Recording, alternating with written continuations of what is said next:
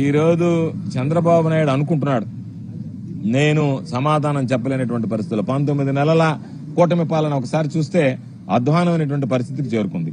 కాబట్టి ఇటువంటి పరిస్థితుల్లో చంద్రబాబు నాయుడు సమాధానం చెప్పలేక ప్రజలకి ఎవరైతే ప్రజలకు సంబంధించి అండగా వాళ్ళకు ఉన్నటువంటి వాటిని ఈరోజు చెప్పాం, అధికార పక్షంలో ఉన్నా ప్రతిపక్షంలో ఉన్నా వైఎస్ఆర్ కాంగ్రెస్ పార్టీకి సంబంధించినటువంటి మేమందరం అంబటి రాంబాబు గారితో సహా ప్రజల పక్షమే, ప్రజల పక్క నిలిచేటువంటి వాళ్ళమే.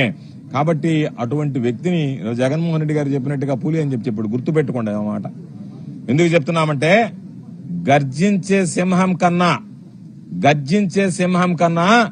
గాయపడ్డ సింహం మరీ ప్రమాదం, గుర్తుంచుకోండి. నేను చెప్తున్నా, చంద్రబాబు నాయుడు గారికి చెప్తున్నా, పవన్ కళ్యాణ్ గారికి చెప్తున్నా, లోకేష్ గారికి చెప్తున్నా, తెలుగుదేశం పార్టీ నాయకులకు చెప్తున్నా, తెలుగుదేశం పార్టీ కార్యకర్తలకు చెప్తున్నా, గర్జించే సింహం కన్నా గాయపడ్డ సింహం ప్రమాదం, గుర్తుంచుకోండి.